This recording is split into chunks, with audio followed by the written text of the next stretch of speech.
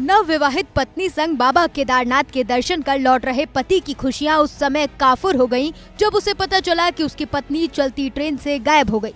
Nanda Devi express, रात का सन्नाटा और अचानक एक महिला का गायब हो जाना। 5 दिनों तक उत्तराखंड से लेकर दिल्ली तक हड़कंप मचा रहा। पुलिस पटरियां छानती रही और सीसीटीवी कैमरे सफेद हाथी सबूत हुए, लेकिन अब इस मिस्ट्री से पर्दा उठ गया है। प्रज्ञा सिंह मिल गई हैं, लेकिन उनके गायब होने की कहानी किसी फिल्मी थ्रिलर से कम नहीं। आखिर लक्सर से लापता हुई प्रज्ञा सैकड़ों किलोमीटर दूर बिहार के बेगूसराय कैसे पहुंच गई? पूरा मामला आपको तफसील से समझाते हैं।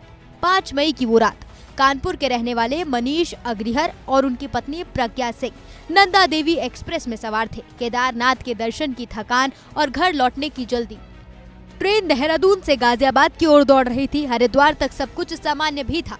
थोड़ी देर में मनीष की आंख लग गई, लेकिन जब मुजफ्फरनगर के पास उनकी नींद खुली तो बगल की सीट खाली थी। प्रज्ञा वहां नहीं थी।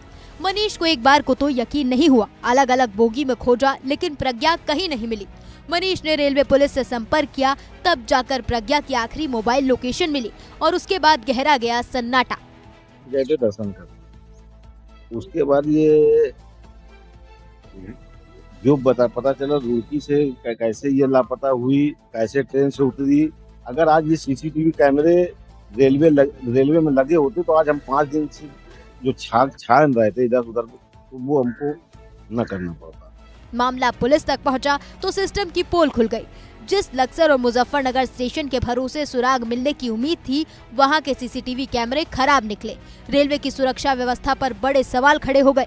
परिजनों ने आरोप लगाया कि अगर कैमरे ठीक होते तो शायद प्रज्ञा का पता पहले ही चल जाता।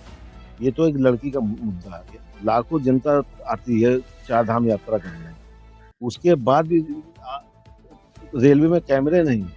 और रही लड़की की बात, आज ये बेगूसराय से लश्कर पुलिस ने सकुशल तब बरामद कर लिया है और लड़की आ गई है, पूछताछ चल रही है। जैसे जैसे दिन बीत रहे थे, अनहोनी की आशंका गहरा रही थी। मनीष ने मुख्यमंत्री और डीजीपी से गुहार लगाई। पुलिस के लिए ये एक ब्लाइंड केस बन चुका था।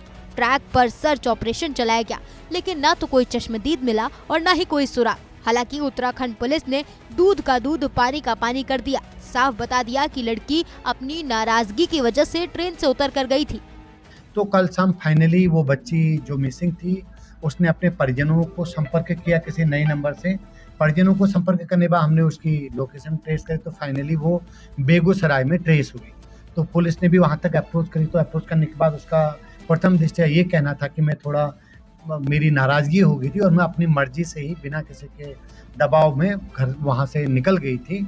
6 दिनों के लंबे इंतजार के बाद आखिरकार खबर आई बिहार के बेगूसराय से। प्रज्ञा सिंह सुरक्षित मिल गई, लेकिन सवाल वही था, वो वहाँ कैसे पहुंची?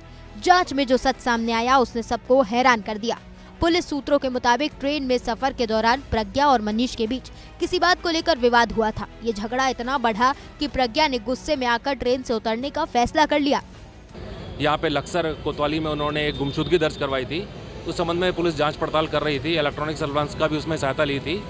तो कल ये बेगूसराय में वो मिल गई हैं, सकुशल मिल गई हैं महिला, और अब उनके जो बयान होंगे उस संबंध वो बयान लेने के बाद उनकी आगे विस्तृत कार्रवाई की जाएगी। बिल्कुल सकुशल हैं, कल वो मिल गई हैं। उसके पहले उनकी मदर से फ़ोन पे बात भी हो गई थी, और जैसे वो यहाँ पे आएंगी और जो वो बयान देंगी उस हिसाब से आगे कार्रवाई की जाएगी। मर्जी से गई थी, लेकिन अभी जो उनकी बयान मजिस्ट्रेट के सामने होंगे उसके ही हिसाब से आगे की तफ्तीश की जाएगी। प्रज्ञा अब सुरक्षित है और अपने परिवार के पास कानपुर पहुंच चुकी है, लेकिन इस घटना ने कई सबक छोड़ दिए। क्या एक आपसी झगड़े का अंजाम इतना खौफनाक होना चाहिए था कि पूरा प्रशासन और परिवार 6 दिन तक खौफ के साए में जिए?